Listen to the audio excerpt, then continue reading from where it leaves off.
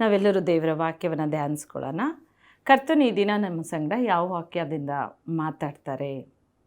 ಪ್ರಿಯರೇ, ಪವಿತ್ರಾತ್ಮನ ಆ ಬಲ ಎಂಬುವ ಒಂದು ವಾಕ್ಯ ಶೀರ್ಷಿಕೆಯನ್ನು ನಾವು ಧ್ಯಾನಿಸೋಣ. ದೇವರ ಆತ್ಮ ಎಂಬುದು ನಮ್ಮ ಮೇಲೆ ಬರುವಾಗ ನಾವೇನೆಲ್ಲ ಆತನಿಂದ ಉಪಯುಕ್ತವಾಗ್ತೇವೆ ಎಂಬುದನ್ನು ನಾವು ಧ್ಯಾನಿಸೋಣ. ಪ್ರಿಯರೇ, ಕರ್ತನು ಅಪೊಸ್ತಲರ ಕೃತ್ಯ 1ನೇ ಅಧ್ಯಾಯ 4:5 ಹೇಳಿದರು. ಪ್ರಿಯರೇ, ಆ ಪರಿಶುದ್ಧಾತ್ಮನ ಆತ್ಮನ ಅಭಿಷೇಕ ನಾನು ಹೇಗೆ ಕೊಡ್ತೇನೆ ನಿಮಗೆ ಎಂಬುದಾಗಿ ಕರ್ತನು ಹೇಳಿದರು. ಈಗೋ ನಿಮಗೆ ನೀರಿನಲ್ಲಿ ಈ ದೀಕ್ಷಾ ಸ್ನಾನ ಆಗಿರ್ಬೋದು, ಆದರೆ ನಾನು ನಿಮ್ಮ ಮೇಲೆ ನನ್ನ ಆತ್ಮನನ್ನು ಹೇಗೆ ಕಳಿಸ್ತೇನೆ ಅಂದರೆ ಆತ್ಮದಲ್ಲಿಯೇ ನನ್ನ ಸ್ನಾನವನ್ನು ಮಾಡಿಸ್ತೇನೆ. ದೇವರ ಆತ್ಮನ ಸ್ನಾನ ನೋಡಿ, ನೀರಿನಲ್ಲಿ ದೀಕ್ಷಾ ಸ್ನಾನದ ನಿಮಗೆ ಪವಿತ್ರಾತ್ಮನ ಸ್ನಾನವಾಗಬೇಕು. ಆ ಪರಿಶುದ್ಧಾತ್ಮನ ಸ್ನಾನ ಆಗುವಾಗ ನಾವೇನೆಲ್ಲ ಆ ಒಂದು ಅದ್ಭುತವನ್ನು, ಆಶೀರ್ವಾದವನ್ನು, ಬಲವನ್ನು ಹೊಂದಿಕೊಳ್ತೇವೆ. ನಿಜಕ್ಕೂ ಅಪೊಸ್ತಲರ ಕೃತ್ಯ 1ನೇ ಅಧ್ಯಾಯದಲ್ಲಿ 8ನೇ ವಾಕ್ಯದಲ್ಲಿ ಕರ್ತನು ಹೇಳಿದರು, ಆ ಆತ್ಮ ನಿಮ್ಮ ಮೇಲೆ ಬರುವಾಗ ನೀವು ಬಲವನ್ನು ಹೊಂದಿಕೊಳ್ತೀರಿ. ಮೊದಲನೇದಾಗಿ ಪವಿತ್ರಾತ್ಮನ ಬಲ ನಮ್ಮ ಮೇಲೆ ಇಳಿಯುತ್ತೆ. ಕರ್ತನ ಶಕ್ತಿ, ಅದು ಅಪರಿಮಿತವಾದ ಶಕ್ತಿ. ನಮ್ಮ ಶಕ್ತಿಯಿಂದ ಏನೂ ಆಗಲ್ಲ ಪ್ರಿಯರೇ. ಮನುಷ್ಯನ ಶಕ್ತಿ ಏನೂ ಅಲ್ಲ, ಅದು ಅಲ್ಪವಾದದ್ದು, ಅದು ಗಣನೆಗೆ ಬಾರದಂಥದ್ದು. ಆದರೆ ದೇವರ ಆತ್ಮನ ಶಕ್ತಿ ನಮ್ಮ ಮೇಲೆ ಇಳಿಯುವಾಗ ನಾವು ಬಲವನ್ನು ಹೊಂದಿಕೊಳ್ತೇವೆ. ಹೇಗೆ? ಕರ್ತನು ಹೇಳ್ತಾರೆ, ನನಗೆ ನೀವು ಪವಿತ್ರಾತ್ಮನ ಶಕ್ತಿಯ ಸ್ನಾನ, ಆ ಆತ್ಮನಿಂದ ನಾನು ಸ್ನಾನ ಮಾಡಿಸುವಾಗ, ಆ ಅಭಿಷೇಕ ನಿಮ್ಮ ಮೇಲೆ ಬರುವಾಗ ನೀವು ಬಲವನ್ನು ಹೊಂದಿಕೊಳ್ತೀರಿ.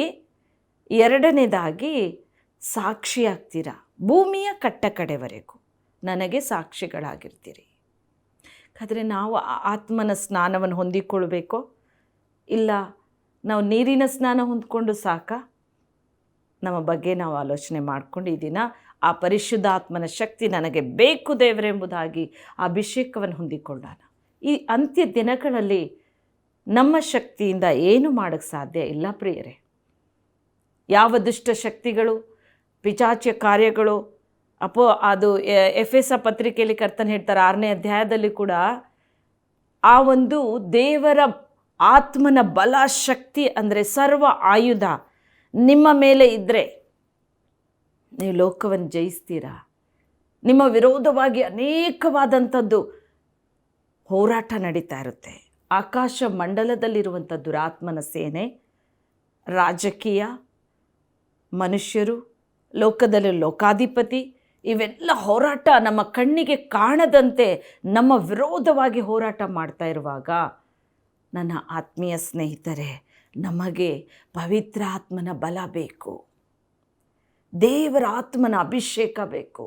ಆ ಅಭಿಷೇಕ ನಮ್ಮ ಮೇಲೆ ಇಳಿದು ಬರುವಾಗ ನಾವು ಅಪರಿಮಿತವಾದ ಬಲದಿಂದ ತುಂಬಲ್ಪಡ್ತೇವೆ. ಯೇಸು ಸ್ವಾಮಿ ಕೂಡ ಆತನು ಆ ದಿನ ನೀರಿನ ಸ್ನಾನವನ್ನು ಹೊಂದಿ ಆತನು 40 ದಿನ ಉಪವಾಸವಿದ್ದು ಪ್ರಾರ್ಥಿಸ್ತಾ ಇದ್ದಾರೆ.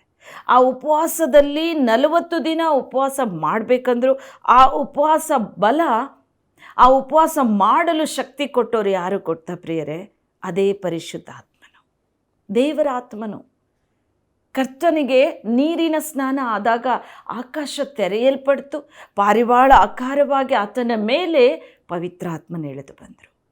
ಆ ದೇವರ ಆತ್ಮನು ಆತನ ಅಡವಿಗೆ ನಡೆಸಿದ್ರು ಅಂತ ಇದೆ ಬೈಬಲಲ್ಲಿ. ಆತನ ಆತ್ಮನೇ ಜಯಿಸಿದ್ರು 40 ದಿನ ಉಪವಾಸ. ಮನುಷ್ಯನಿಗೆ ಅಸಾಧ್ಯ, ದೇವರಿಗೆಲ್ಲವೂ ಸಾಧ್ಯ. ನಾವು ಆ 40 ದಿನ ಉಪವಾಸ ಮಾಡಿ ಪ್ರಾರ್ಥಿಸಿ ಕರ್ತನು ತನ್ನ ಬಲವನ್ನು ಇನ್ನೂ ಅಧಿಕವಾಗಿ ಮಾಡಿಕೊಂಡು ಹೆಚ್ಚಾಗಿ, ಆತನು ನಮ್ಮಂತೆಯೇ ಏನೂ ಅಲ್ಲದ ನರ ಮನುಷ್ಯನಾಗಿ ಭೂಲೋಕಕ್ಕೆ ಜನಿಸಿದ ಪರಮ ತಂದೆ. ದೇವರು ಆ ಮಾರ್ಗವನ್ನು ನಮಗೆ ತೋರಿಸಿದ್ರು. ಯಾಕೆಂದರೆ ನೀವು ಇದೇ ಮಾರ್ಗವಾಗಿ ಹೀಗೆ ನನ್ನಂತೆ ಮಾಡ್ರಿ ಎಂಬುದಾಗಿ. ಯೋಹಾನ ಪತ್ರಿಕೆ ಆತನು 14ನೇ ಅಧ್ಯಾಯ 6ನೇ ವಾಕ್ಯದಲ್ಲಿ, ನಾನು ಮಾರ್ಗ, ನಾನು ಸತ್ಯ, ನಾನೇ ಜೀವ, ನನ್ನ ಮೂಲಕವಾಗಿಯೇ ನೀವು ಪರಲೋಕಕ್ಕೆ ಸೇರೋದು. ಆ ಮಾರ್ಗ ನಾವು ಹಿಡಿದಿದ್ದೇವೋ, ಕ್ರಿಸ್ತನ ಅನುಯಾಯಿಗಳಾಗಿದ್ದೇವೋ, ಕ್ರಿಸ್ತನನ್ನು ನಾವು ಧರಿಸಿಕೊಳ್ಬೇಕು ಪ್ರಿಯರೇ. ಅದು ಹೇಗೆ? ಕರ್ತನು ಹೇಳಿದರು, ನಾನು ಹೋಗಿ ನನ್ನ ಆತ್ಮವನ್ನು ಕಳಿಸಿಕೊಟ್ಟಿದ್ದೇನೆ. ನನ್ನ ಆತ್ಮನನ್ನು ನೀವು ಹೊಂದಿಕೊಳ್ಳಲೇಬೇಕು. ಗಲಾತ್ಯ 2:20 ದೇವರು ಹೇಳಿದರು, ಇಗೋ ಇನ್ನು ಜೀವಿಸೋರು ನೀವಲ್ಲ, ಕ್ರಿಸ್ತನು ನಿಮ್ಮ ಒಳಗೆ ಜೀವಿಸ್ತಾರೆ.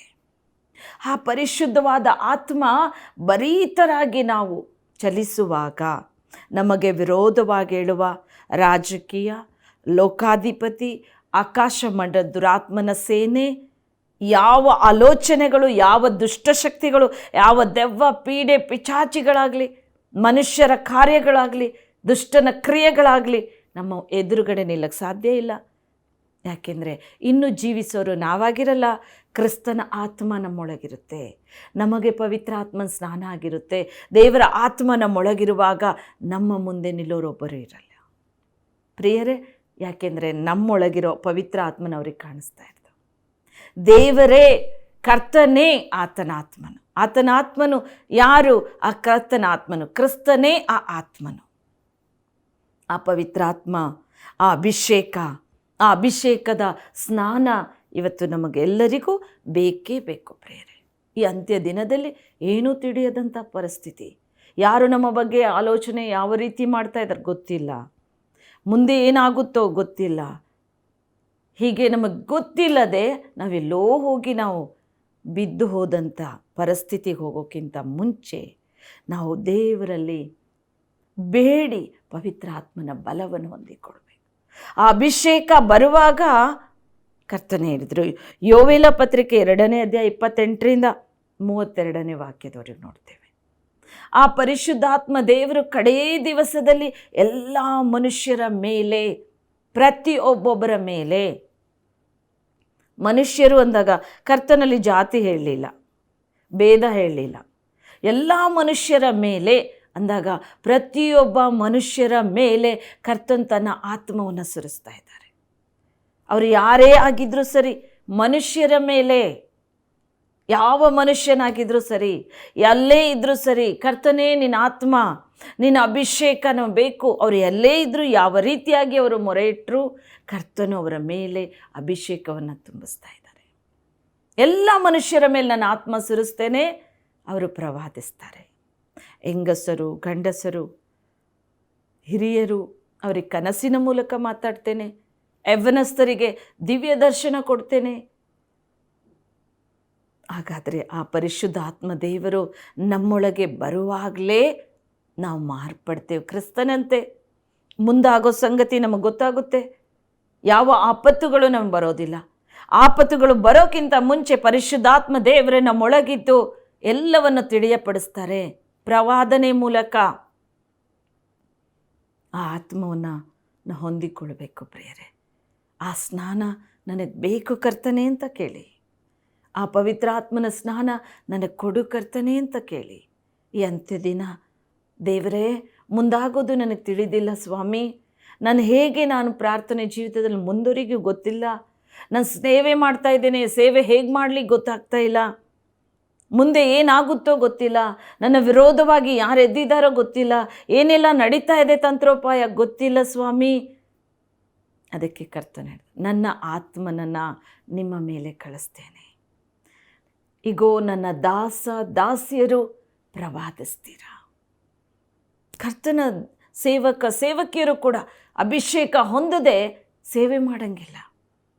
ಆ ಪವಿತ್ರಾತ್ಮ ಇಲ್ಲದೆ ನಾವು ಸೇವೆಯನ್ನು ಮಾಡುವಾಗ ಅನೇಕ ಆಪತ್ತುಗಳು, ಅನೇಕ ವೇದನೆಗಳು, ಅನೇಕ ದುಷ್ಟ ಕಾರ್ಯಗಳು ನಮ್ಮ ವಿರೋಧವಾಗಿ ಹೇಳುತ್ತೆ. ಅದನ್ನು ಜಯಿಸೋಕ್ಕೆ ನಮ್ಮ ಕೈಲಿ ಆಗಲ್ಲ. ನಮ್ಮ ಬಲದಿಂದ, ಮನುಷ್ಯನ ಬಲದಿಂದ ಏನೂ ಸಾಧ್ಯ ಇಲ್ಲ. ಆದರೆ ಪರಿಶುದ್ಧಾತ್ಮ ಆತನ ದಾಸ ದಾಸಿಯರ ಮೇಲೂ ಕಳಿಸುವಾಗ, ಕರ್ತನ ಆತ್ಮನನ್ನು ಆತನ ದಾಸ ದಾಸಿಯರಾದ ನಾವು ಹೊಂದಿಕೊಳ್ಳುವಾಗ ಮುಂದಾಗೋ ಸಂಗತಿ ನಾವು ತಿಳಿತೇವೆ.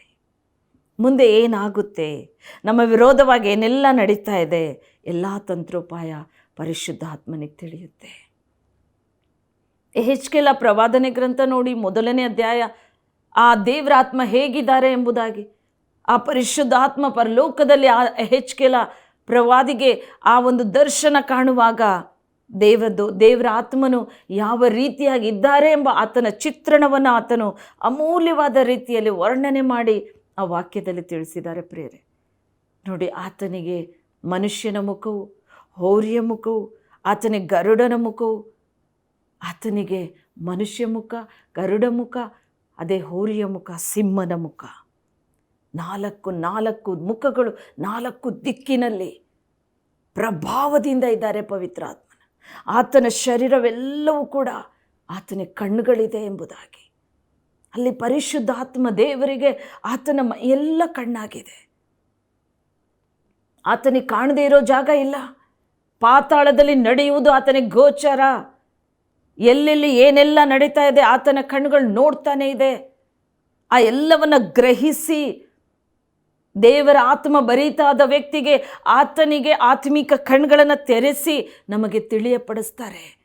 ಕನಸಿನ ಮೂಲಕೋ, ದಿವ್ಯ ದರ್ಶನದ ಮೂಲಕೋ ಮುಂದಾಗೋದನ್ನು ಆ ಪರಿಶುದ್ಧಾತ್ಮ ದೇವರು ಎಲ್ಲವನ್ನ ಅರಿತುಕೊಂಡು ಬಂದು ನಮಗೆ ಕೂಡ ಅರ್ಥವನ್ನು ತಿಳಿಸ್ತಾರೆ. ಮುಂದಾಗೋ ಸಂಗತಿಗಳನ್ನು ತಿಳಿಸ್ತಾರೆ. ನಮ್ಮ ವಿರೋಧವಾಗಿ ಎದ್ದಂಥ ಎಲ್ಲ ದುಷ್ಟನ ಕ್ರಿಯೆಗಳನ್ನು, ತಂತ್ರೋಪಾಯಗಳನ್ನು ತಿಳಿಯಪಡಿಸ್ತಾರೆ. ಆಗ ನಾವು ಆ ಆಪತ್ತಿನಿಂದ ತಪ್ಪಿಸಿಕೊಳ್ಬೋದು. ಕರ್ತನ ಆತ್ಮ ನಮಗೆ ಬೇಕು ಪ್ರಿಯರೇ. ದೇವರ ಅಭಿಷೇಕ ನಿನಗೂ ನನಗೂ ಬೇಕೇ ಬೇಕು. ಆ ಆತ್ಮನ ಹೊಂದಿಕೊಳ್ಳೇಬೇಕು. ಆ ಅಭಿಷೇಕ ನಮಗೆ ಬೇಕು ಪ್ರಿಯರೇ. ಆ ಅಭಿಷೇಕ ಹೊಂದಿದಾಗಲೇ ಕರ್ತನಾದ ಯೇಸು ಸ್ವಾಮಿ ಅಗ್ನಿಯಾಗಿ ಸೇವೆ ಸಲ್ಲಿಸಿದರು. ನಾವು ದೇವರ ರಾಜ್ಯ ನೀತಿಗೆ ತವಕ ಪಡೋ ಪ್ರತಿಯೊಬ್ಬರು, ದೇವರ ಮಕ್ಕಳಾಗಿರೋ ಪ್ರತಿಯೊಬ್ಬರು, ನಮಗೆ ಆತ್ಮನ ಸ್ನಾನ ಬೇಕು. ಮುಂದಾಗೋ ಸಂಗತಿ ನಾನು ತಿಳಿಬೇಕು. ಪ್ರವಾದನೆ ಆತ್ಮ ನನಗೆ ಬೇಕು ದೇವರೇ. ಎಲ್ಲವನ್ನು ನಾವು ಗ್ರಹಿಸಬೇಕು ದೇವ. ಎಂಥ ದಿನದಲ್ಲಿ ಯಾವುದೂ ಗೊತ್ತಾಗ್ತಾ ಇಲ್ಲ. ಎಲ್ಲವೂ ನನ್ನ ಜೀವಿತದಲ್ಲಿ ಬ್ಲಾಕ್ ಆಗಿದೆ. ಯಾವ ಬಾಗಿಲುಗಳು ತೆರೆಯಲ್ಪಟ್ಟಿಲ್ಲ. ಕರ್ತನೆ ಯಾಕೆ? ನೀವು ಯೋಚನೆ ಮಾಡಿ ಪ್ರಾರ್ಥನೆ ಮಾಡ್ತಾ ಇರ್ಬೋದು ಎಷ್ಟೋ ದಿನದಿಂದ. ದೇವರ ಆತ್ಮ ನಮ್ಮನ್ನು ಅಭಿಷೇಕ ಕೊಟ್ಟು ಮುಂದಾಗೋ ಸಂಗತಿಯನ್ನು ಪ್ರವಾದನೆ ಮೂಲಕ ತಿಳಿಸೋದಷ್ಟೇ ಅಲ್ಲ. ನನ್ನ ಆತ್ಮೀಯ ಸ್ನೇಹಿತರೆ, ನಮ್ಮ ಜೀವನ ಚರಿತ್ರೆ ಪ್ರತಿಯೊಂದು ಕಾರ್ಯಗಳು ಆತನಿಗೆ ಗೊತ್ತಿರುತ್ತೆ. ಆತ ಏನೇನು ಆಗ್ತೇವೆ, ಮುಂದೇನಾಗ್ತೇವೆ, ಮತ್ತು ಯಾವ ಆಶೀರ್ವಾದದ ಬಾಗಿಲುಗಳು ತೆರೆದಲ್ಪಟ್ಟಿಲ್ಲ ಅದು ತೆರೆಯುವುದಕ್ಕೂ ಪವಿತ್ರ ಆತ್ಮನೇ ಕಾರಣ. ದೇವರ ಆತ್ಮನ ಅಭಿಷೇಕ ಹೊಂದಿಕೊಳ್ಳ್ರಿ. ನೀವೊಂದು ಚಿಕ್ಕ ಪ್ರಾರ್ಥನೆ ಮಾಡಿದರೂ ಪರಲೋಕ ಮುಟ್ಟುತ್ತದು. ಯಾಕೆಂದರೆ ಪರಲೋಕದಲ್ಲಿರೋ ಪರಿಶುದ್ಧವಾದ ದೇವರ ಆತ್ಮನೇ ನಮ್ಮೊಳಗಿರೋದ್ರಿಂದ ಆತನಿಗೂ ನಮಗೂ ಒಂದೇ ಲಿಂಕು. ಇಲ್ಲಿ ನೀವು ಪ್ರಾರ್ಥಿಸಿದರೆ, ಇಲ್ಲಿ ನೀವು ಯೋಚನೆ, ಪರಲೋಕದಲ್ಲಿ ಅಲ್ಲಿ ಆಲೋಚನೆ ನಡೀತಾ ಇರುತ್ತೆ. ಕರ್ತನ ಆತ್ಮನು ಹೊಂದಿದಂಥ ವ್ಯಕ್ತಿ ಒಂದು ಸಣ್ಣ ಪ್ರಾರ್ಥನೆ ಸಲ್ಲಿಸುವಾಗಲೂ ಆ ಪ್ರಾರ್ಥನೆಗೆ ಉತ್ತರ ಬರುತ್ತೆ. ನಿನ್ನ ಆಶೀರ್ವಾದದ ಬಾಗಿಲುಗಳು ತೆರೆಯೋಕ್ಕೂ ಪರಿಶುದ್ಧ ಆತ್ಮನೇ ಕಾರಣ.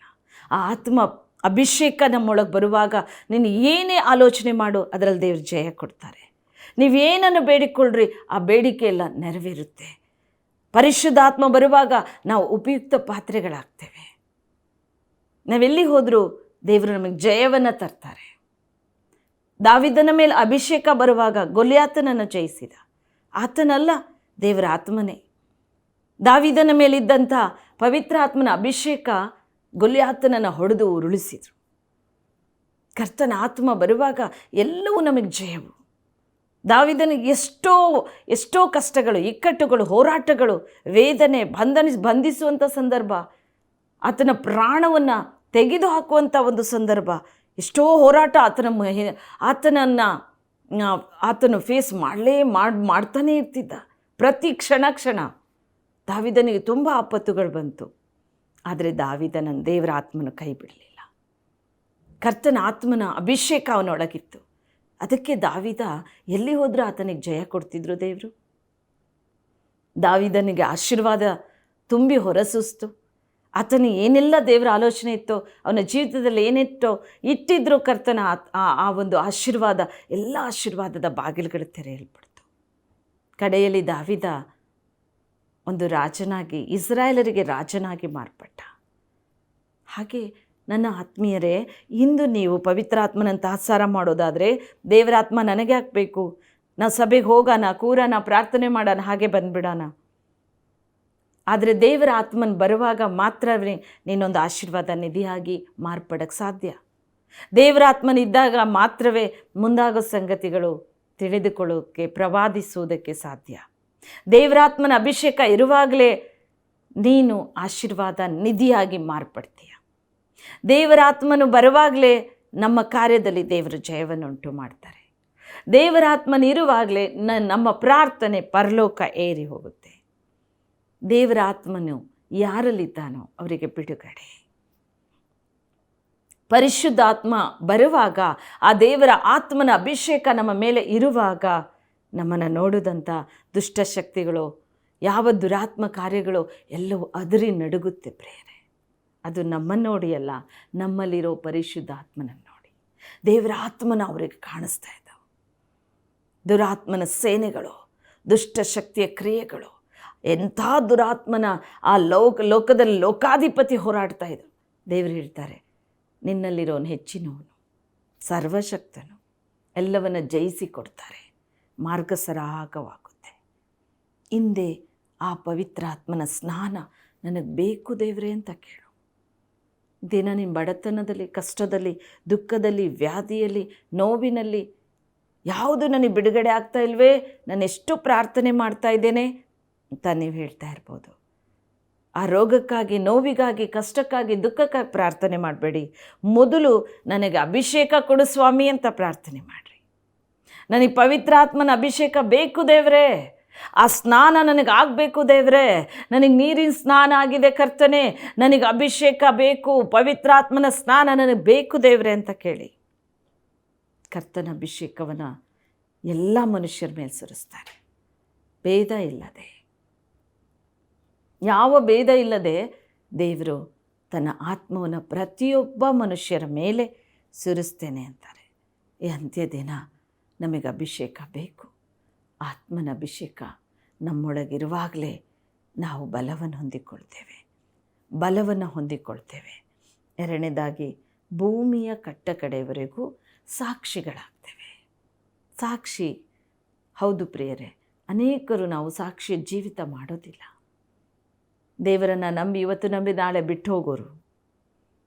ಆತನಿಂದ ನಮಗೆಲ್ಲವೂ ಆಶೀರ್ವಾದ ಇರುತ್ತೆ, ಅದ್ಭುತ ಹೊಂದುತ್ತೇವೆ, ಅದ್ಭುತ ತಗೊಂಡು ಬಿಟ್ಟು ಹೋಗ್ತೇವೆ. ಯೇಸು ಸ್ವಾಮಿ ಬರೀ ಅದ್ಭುತ ಮಾಡೋಕ್ಕೆ ಬರಲಿಲ್ಲ.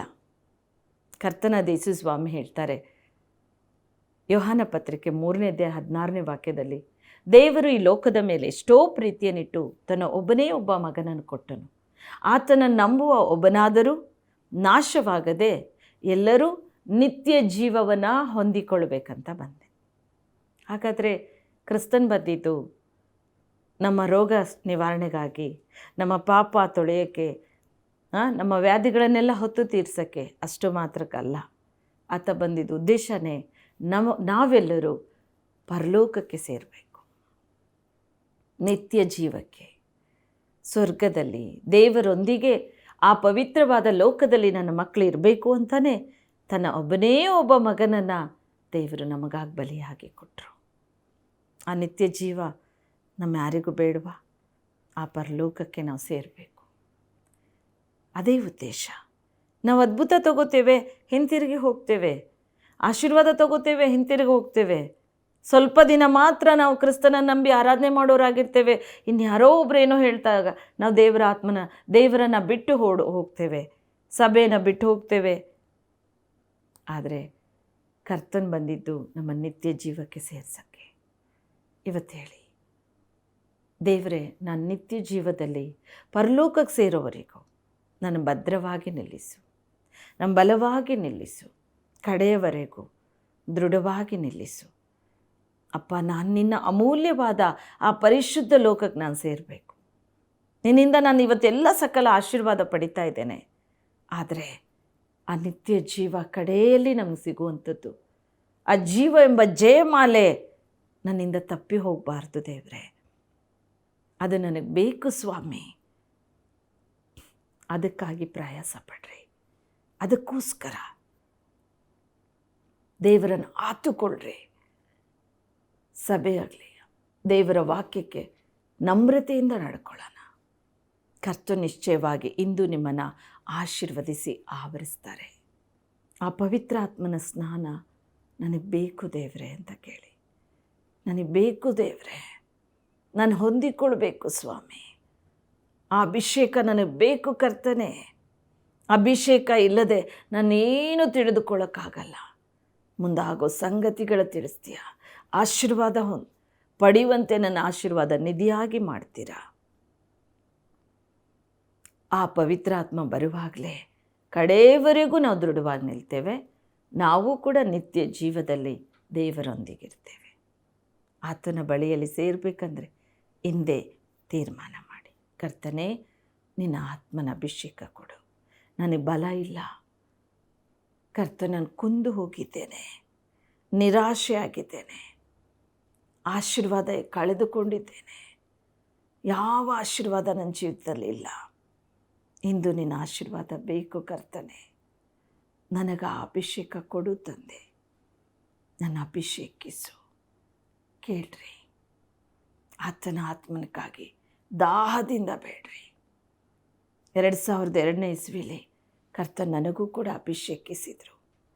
DGS ದಿನಕರಂ ಅವರ ಪರಿಶುದ್ಧವಾದಂಥ ಅಂಥ ಘನ ಸೇವಕರು ಪ್ರಾರ್ಥಿಸುವಾಗ ಅವರ ಪವರ್ ಮಿನಿಸ್ಟ್ರಿಯಲ್ಲಿ ಏನೂ ತಿಳಿಯದ ನನ್ನನ್ನು ಕರ್ತನು ಕರೆದು ಆತನನ್ನು ತುಂಬು ಹೃದಯದಿಂದ ಕರ್ತನು ನನ್ನನ್ನು ಆಶೀರ್ವದಿಸಿದರು. ಆತನ ಅಗ್ನಿ ಅಭಿಷೇಕ ನನ್ನ ಮೇಲಿಟ್ಟರು. ಆ ಅಭಿಷೇಕ ಇಂದಿನವರೆಗೂ ನನ್ನ ನಡೆಸ್ಕೊಂಡು ಹೋಗ್ತಾ ಇದೆ. ಆ ಅಭಿಷೇಕದಿಂದಲೇ ನಾನು ಉಪದೇಶಿಸ್ತೇನೆ, ಆ ಅಭಿಷೇಕದಿಂದಲೇ ಪ್ರಾರ್ಥನೆ ಮಾಡ್ತೇನೆ. ಆ ಅಭಿಷೇಕನೇ ತನ್ನ ಸೇವೆಯನ್ನು ಮಾಡುವುದಕ್ಕೆ ಕರ್ತನು ನನಗೆ ಸಹಾಯ ಮಾಡ್ತಾ ಇದ್ದಾರೆ.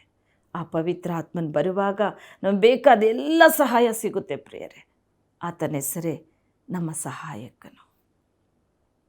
ತಂದೆ ಆತ್ಮಸ್ವರೂಪಿಯಾಗಿ ನಮ್ಮ ಮೇಲೆ ಇಳಿದು ನಮ್ಮನ್ನು ಆವರಿಸ್ಕೊಳ್ತಾರೆ. ಇನ್ನು ಜೀವಿಸೋರು ನಾವಾಗಿರಲ್ಲ, ಕ್ರಿಸ್ತನು ನಮ್ಮೊಬ್ಬೊಬ್ಬರ ಒಳಗೂ ಆತನೇ ಜೀವಿಸ್ತಾರೆ. ಪ್ರಾರ್ಥನೆ ಮಾಡೋಣ. ಪ್ರೀತಿಯುಳ್ಳ ತಂದೆ, ನನ್ನೊಂದಿಗೆ ಯಾರ್ಯಾರು ಸೇರಿ ಪ್ರಾರ್ಥಿಸ್ತಾ ಇದ್ದಾರಪ್ಪ, ಈ ದಿನ ಅವರನ್ನು ನಿನ್ನ ಬಲ್ಲೆ, ಅವರ ಹೃದಯ ನಿನಗೆ ಗೊತ್ತಿದೆ ಸ್ವಾಮಿ. ನಿನ್ನ ಶರೀರವೆಲ್ಲ ಕಣ್ಣಾಗಿದೆ ಪ್ರಭು. ನಿನಗೆ ಕಾಣದೇ ಇರುವಂಥ ಸ್ಥಳಗಳಿಲ್ಲಪ್ಪ. ಎಲ್ಲರ ಹೃದಯವನ್ನು, ಅಂತರೇಂದ್ರಿಯನ ಪರೀಕ್ಷೆ ಮಾಡೋ ದೇವರು ನೀನು ಅಪ್ಪ. ಅವರನ್ನು ಸ್ಪರ್ಶಿಸು, ಮುಟ್ಟು ಕರ್ತನೆ. ಅವರಿಗೆ ನೀರಿನ ಸ್ನಾನವಾಗಿರ್ಬೋದು, ಇಲ್ಲವೇ ನೀರಿನ ಸ್ನಾನವಾಗದೆ ಹಂಬಲಿಸುತ್ತಾ ನಿನ್ನನ್ನೇ ನಂಬಿಕೊಂಡು ಕೂಗುತ್ತಿರ್ಬೋದಪ್ಪ. ಆದರೆ ನೀನವರನ್ನು ಪ್ರೀತಿಸೋರಾಗಿದ್ದೀರಿ. ನಿನ್ನ ಪ್ರೀತಿ ಶಾಶ್ವತವಾದದ್ದಪ್ಪ. ಪರಿಶುದ್ಧನೇ, ನಿನ್ನ ಕಲ್ವಾರಿ ರಕ್ತ ಅವರ ಮೇಲೆ ಸುರಿಸಲ್ಪಡಲಿ. ಯಾವ ಶಾಪ ಪಾಪ ಇದ್ದರೂ ನಿಮ್ಮ ರಕ್ತದಿಂದ ತೊಳೆದು ಶುದ್ಧಿ ಮಾಡು ಕರ್ತನೆ. ಶುದ್ಧಿ ಮಾಡಪ್ಪ. ಅವರನ್ನು ಅಭಿಷೇಕಿಸು, ಅವ್ರ ಹೃದಯದಲ್ಲಿ ಪ್ರವೇಶಿಸು ಅಯ್ಯ. ಅವರು ನಿರ್ಬಲರಾಗಿರಬಾರ್ದು ತಂದೆ. ನಿನ್ನ ಪವಿತ್ರಾತ್ಮ ಅವರ ಮೇಲೆ ಇಳಿಯಲಿ. ಈಗಲೇ ತುಂಬಿಸು ಅಯ್ಯ, ತುಂಬಿಸು ಅಪ್ಪ. ನಿನ್ನ ಅಭಿಷೇಕದಿಂದ ತುಂಬಿಸು. ಅಭಿಷಿಕ್ತರಾಗಲಿ, ಅಭಿಷಿಕ್ತರಾಗಲಿ ಅಪ್ಪ. ನಿನ್ನ ಅಭಿಷೇಕ ಅವರನ್ನು ಆಳ್ವಿಕೆ ಮಾಡಲಿ. ನಿನ್ನ ಅಭಿಷೇಕ ಅವರನ್ನು ಉಪದೇಶಿಸಲಿ. ನಿನ್ನ ಅಭಿಷೇಕದಿಂದ ಪ್ರವಾದಿಸಲಿ. ನಿನ್ನ ಅಭಿಷೇಕದಿಂದ ಎಲ್ಲ ಮಾರ್ಗಗಳು ತೆರೆಯಲ್ಪಡಲಿ. ನಿನ್ನ ಅಭಿಷೇಕ ಹೊಂದಿಕೊಂಡವರು ಹೊರಡುವಾಗ ಎಲ್ಲ ಕಾರ್ಯದಲ್ಲಿ ಅವರಿಗೆ ಜಯವನ್ನು ತಾರೋ ಸ್ವಾಮಿ. ಅದ್ಭುತ ನಡೆಯಲಿ ಸ್ವಾಮಿ. ದೇವ, ಈಗಲೇ ನೀನು ಅವರನ್ನು ಸ್ಪರ್ಶಿಸು. ಅವರ ಕಠಿಣ ಮನಸ್ಸಿಂದ ಬದಲಾಗಲಿ ಕರ್ತನೆ. ಅವರು ಪಾಪದಲ್ಲಿಯೋ, ದುಷ್ಟ ಚಟದಲ್ಲಿಯೋ, ದುಷ್ಟಭ್ಯಾಸದಲ್ಲಿಯೋ, ದುರಾತ್ಮನ ಕಾರ್ಯದಲ್ಲಿಯೋ ಬಿದ್ದು ಹೋಗಿದ್ದಾರೋ ಇಂದು ಅವರನ್ನು ಸ್ಪರ್ಶಿಸು ದೇವರೇ. ಬಿಡುಗಡೆ ಕೊಡು ಏಸಯ್ಯ. Lord, you touch, Lord. Fire master or devil spirit. Jesus name. ಯೇಸುವಿನ ನಾಮದಲ್ಲಿ ತಂದೆ, ನಿನ್ನ ಅಭಿಷೇಕ ಹೊಂದಿಕೊಳ್ಳದೆ ಕರ್ತನೆ ಅವರು ತಡವಾರಿಸ್ತಾ ಇದ್ದಾರೋ, ಯಾವ ದುಷ್ಟ ಆತ್ಮ ಅವರಿಂದ ಪಾಪವನ್ನು ಎಸಕಿ ನಿನ್ನಿಂದ ದೂರ ಮಾಡ್ತಾ ಇದೆಯೋ ಆ ದುರಾತ್ಮವನ್ನು ಯೇಸುವಿನ ರಕ್ತದಲ್ಲಿ ನಾನು ಕಟ್ಟಾಕ್ತೇನೆ ಪ್ರಭು. ಯೇಸುವಿನ ನಾಮದಲ್ಲಿ ಕಟ್ಟಿ ನರಕಕ್ಕೆ ಬಿಸಾಕ್ತೇನೆ ಪ್ರಭು. ಈಗಲೇ ಅವರನ್ನು ಮುಟ್ಟು ತಂದೆಯೇ. ಅವರ ಕಠಿಣ ಮನಸ್ಸು ಬದಲು ಮಾಡು, ಬದಲು ಮಾಡು.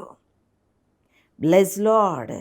ತಂದೆಯೇ ಅಪ್ಪ, ನನ್ನೊಂದಿಗೆ ಸೇರಿ ಯಾರ್ಯಾರು ಪ್ರಾರ್ಥಿಸ್ತಾ ಇದ್ದಾರೋ ಎಲ್ಲರ ಮೇಲೆ ನಿನ್ನ ಪವಿತ್ರಾತ್ಮ ಸುರಿಸಿದ್ದಕ್ಕಾಗಿ ನಿನಗೆ ವಂದನೆ. ಅವರೇನೇನು ಬೇಡುತ್ತಿದ್ದಾರೋ ಕರ್ತನೆ, ನಿನ್ನಲ್ಲಿ ನಾನು ಮೊರೆ ಇಡ್ತಾ ಇದ್ದೇನೆ ಎಸಯ್ಯ. ಅವರಿಗೆ ಆಶೀರ್ವದಿಸು. ಅವರ ಕಷ್ಟಗಳಿಂದಿನಿಂದ ನೀಗೆ ಹೋಗಲಿ. ಅವರ ಎಲ್ಲ ನೋವು, ವೇದನೆ, ವ್ಯಾಧಿ ಬಿಡುಗಡೆ ಕಾಣಲಿ ಯೇಸುವಿನ ನಾಮದಲ್ಲಿ. ತಂದೆಯೇ, ನೀನು ಅದ್ಭುತ ಮಾಡಿದ್ದಕ್ಕಾಗಿ ಸ್ತೋತ್ರ. ನಿನಗೆ ಈ ಮಹಿಮೆ ಸಲ್ಲಿಸ್ತೇನೆ. ಯೇಸುವಿನ ದಿವ್ಯ ನಾಮದಲ್ಲಿ ಬೇಡಿ ಹೊಂದಿದ್ದೇವೆ ತಂದೆಯೇ. ಆಮೀನ್, ಆಮೀನ್. ನನ್ನ ಆತ್ಮೀಯ ಸ್ನೇಹಿತರೆ, ನೀವೆಲ್ಲರೂ ನೀವು ಹೋಪ್ ಟಿ ವಿಯಲ್ಲಿ ನಮ್ಮ ವಾಕ್ಯ ಸಂದೇಶವನ್ನು ಕೇಳ್ತಾ ಇದ್ದೀರಿ. ಎಷ್ಟು ದಿನದಿಂದಲೂ ನೀವು ನೋಡ್ತಾ ಇದ್ದೀರಿ. ಅನೇಕರು ಅದ್ಭುತವನ್ನು, ಆಶೀರ್ವಾದವನ್ನು ಹೊಂದಿಕೊಂಡಿದ್ದೀರಿ. ದೇವರು ಮಾಡಿದ ಉಪಕಾರವನ್ನು ಮುಚ್ಚಿಡಬೇಡ್ರಿ. ಆ ಸಾಕ್ಷಿ ಸಾರ್ರಿ. ನಿಮಗೆ ದೇವರು ಏನಾದರೂ ಅದ್ಭುತ ಮಾಡಿದರೆ ನಮ್ಮ ಮೆಸೇಜ್ ಮೂಲಕ ಆಶೀರ್ವಾದವನ್ನು, ಅದ್ಭುತವನ್ನು ಹೊಂದಿದ್ದರೆ ಅದೆಲ್ಲವನ್ನು ನಮಗೆ ತಿಳಿಯಪಡಿಸ್ರಿ. ವಾಟ್ಸಪ್ ಮೂಲಕ, ಇಮೇಲ್ ಮೂಲಕ, ಫೋನ್ ಕಾಲ್ ಮೂಲಕ ನೀವು ತಿಳಿಸ್ರಿ. ಮತ್ತು ನಿಮ್ಮ ಪ್ರಾರ್ಥನೆ, ಬೇಡಿಕೆ ಏನೇ ಇದ್ದರೂ ವಾಟ್ಸಪ್ಪಲ್ಲಿ ಹಾಕಿ. ನಿಮಗೆಲ್ಲರಿಗೂ ತೆರೆ ಮೇಲೆ ನಮ್ಮ ವಾಟ್ಸಪ್ ನಂಬರು, ಪ್ರಾರ್ಥನೆ ರಿಕ್ವೆಸ್ಟ್ ಕಳಿಸುವಂಥ ಫೋನ್ ಕಾಲ್ ನಂಬರ್ ಕೂಡ ನೀವು ತಗೊಂಡಿದ್ದೀರಾ. ಆ ನಂಬರ್ಗೆ ಕಾಲ್ ಮಾಡಿ. ನಾವು ಪ್ರತಿನಿತ್ಯ ನಿಮಗೋಸ್ಕರ ಪ್ರಾರ್ಥನೆ ಮಾಡ್ತಾ ಇರ್ತೇವೆ. ಯೇಸು ಪ್ರಾರ್ಥನಾ ಮಂದಿರದಲ್ಲಿ ಪ್ರತಿಯೊಬ್ಬ ದೇವ ಮಕ್ಕಳಲ್ಲಿ ಬರುವಂಥ, ಸಭೆಗೆ ಬರುವಂಥ ಮಕ್ಕಳು ಪ್ರತಿದಿನವೂ ಒಬ್ಬೊಬ್ಬರು ಒಂದೊಂದು ದಿನ ಉಪವಾಸವಿದ್ದು ನಿಮ್ಮ ಪ್ರಾರ್ಥನೆ ಬೇಡಿಕೆನ ಇಟ್ಟು ಪ್ರತಿದಿನ ಪ್ರಾರ್ಥನೆ ಮಾಡ್ತಾರೆ. ನಾನು ಪ್ರತ್ಯೇಕವಾಗಿ ಒಂದು ಕ್ಷಣವೂ ಬಿಡದೆ ನಿಮಗಾಗಿ ಮೊರೆ ಇಡ್ತಾ ಇರ್ತೇನೆ. ದೇವರು ನಿಮ್ಮನ್ನು ಹೇರಳವಾಗಿ ಆಶೀರ್ವದಿಸಲಿ. ಹಾಗೆ ನಾವು ದೇವರ ಆಲಯ ಕಟ್ತಾ ಇದ್ದೇವೆ.